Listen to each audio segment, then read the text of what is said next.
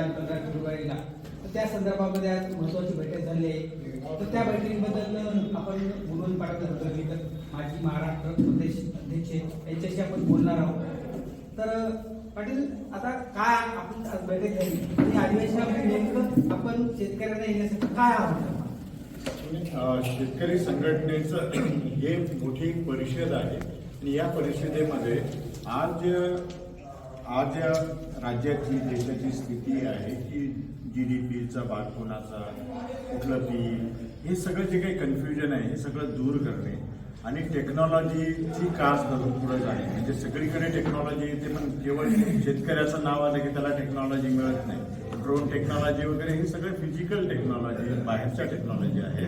पण आंतरिक टेक्नॉलॉजी ज्याला जेनेटिकली चेंजेस करून प्लांटला नवीन काही गोष्टी तयार करता, ह्या ज्या टेक्नॉलॉजी आहेत ते जगामध्ये पारंगत झालेले आहेत. जगामध्ये त्याच्यामुळे उत्पादन वाढलेलं आहे, किडी कमी झालेली आहे, औषधांचा वापर कमी झालेला आहे. ही अशा टेक्नॉलॉजी आम्हाला मिळालेल्या नाही. याचं एक वेगळं आंदोलन स्वरूपाची ही परिषद आहे आणि या परिषदेमधून आम्ही सरकारला इशारा देऊ इच्छितो की आत्महत्या का टेक्नॉलॉजी, शेतकऱ्याची आत्महत्या तुम्हाला परवडणारे आहेत का टेक्नॉलॉजी परवडणार? टेक्नॉलॉजी परवडते, मग का देत नाही तुम्ही आम्हाला? असा हा एक मागणी आहे. दुसरं आहे की युवकांना जे आज रोजगार नाही वगैरे असे, पण सह्याद्री फॉर्म सारख्या कंपन्या,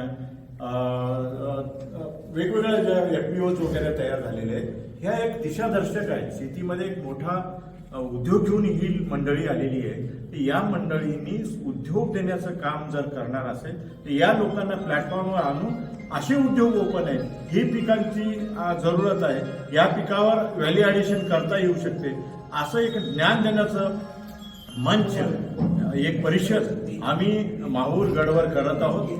आणि त्याच्यात वेगवेगळे एक्सपर्ट्स येणार आहेत. बायोटेक्नॉलॉजीचे एक्सपर्ट, FPOचे एक्सपर्ट, हळदीचे एक्सपर्ट आणि इतर पिकांचे एक्सपर्ट. आणि ह्या एक्सपर्टला बोलून सगळ्या शेतकऱ्यांना एका नव्या दिशेनं किंवा ज्याला पीक पद्धती बदल, क्रॉप पॅटर्न चेंज, अशा ज्या काही गोष्टी आहेत, युवकांपुढे, नवीन शेतकऱ्यांपुढे जे काही प्रश्न आहेत ते प्रश्नाला एक सोल्युशन, त्याचे प्रॉब्लेम्स आणि सोल्युशन दोन्ही, प्रॉब्लेम समजून घेणे आणि त्याला सोल्युशन देणे, असं एक मोठी परिषद होणार आहे. त्याच्यामध्ये वेगवेगळ्या तज्ञांना आम्ही आमंत्रित केले. अतिशय एक महत्वाचा मुद्दा आहे. आपण सांगितलं यापूर्वी बरेच वेळा हे जे GM बियाणे अमेरिकेमध्ये किंवा इतर प्रगत राष्ट्रामध्ये आहे, त्याचं जसं आपण सांगितलं सोयाबीनला 55-50 क्विंटलचा अवरेज आहे, परंतु ते सरकार आपल्याला इकडे परवानगी देत नाही. That government did not give the permission to the farmers of India. What is the reason? माहिती आहे काय हे क्या सरकार असं का करते मला काही माहिती नाही सरकारच्या नियतीबद्दल.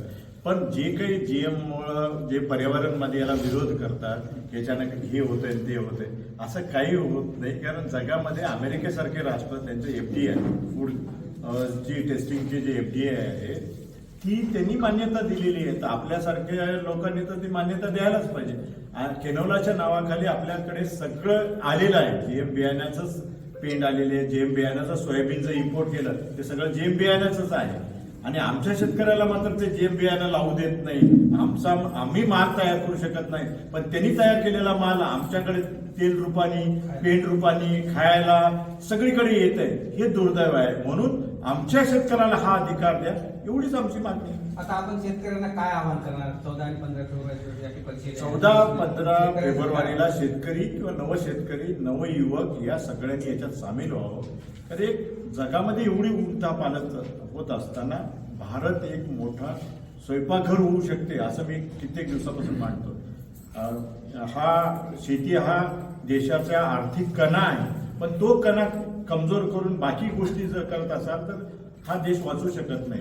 आजची युद्धस्थिती परिस्थिती पाहता युक्रेनला एका काळी गावाचं कोठारघर म्हणत होतं, तिथे युद्ध चालू आहे. आज हे पंजाब जे आपलं कोठारघर आहे, धान्याचं कोठार घर आहे, हे जर एक्सपोर्ट केलं, आज जर आंतरराष्ट्रीय मार्केटमध्ये आपण शिरलो तर फार मोठा चमत्कार होणार आहे. आणि म्हणून ह्या नव्या दिशा मुलांना काय आहे, शेती क्षेत्रामध्ये व्हॅल्यू ॲडिशन पासून तर सगळ्या गोष्टी, म्हणजे आपल्या कुष्णूर सारख्या ठिकाणी एक मोठं सिट्रसचा मोठा प्लांट आलाय, पण इथल्या शेतकऱ्याला माहिती नाही की ते उगवायचं, ते विल्हेवाट लावायचं. पण असे जे मोठे मोठे प्लांट आले त्याला शेतकरी कसा मदत करू शकतो उद्योजक म्हणून कसा जाऊ शकतो. इतक्या FPO रजिस्टर्ड आहेत नांदेड जिल्ह्यामध्ये 450 FPO रजिस्टर्ड आहे. रिझल्ट काय आहे? या FPO ला दिशा नाहीये. त्यांनी कुठलं तरी क्लस्टर तयार नाही केलेलं आहे. तर अशा FPO ला देखील दिशा देण्याचं काम या परिषदेमध्ये होणार.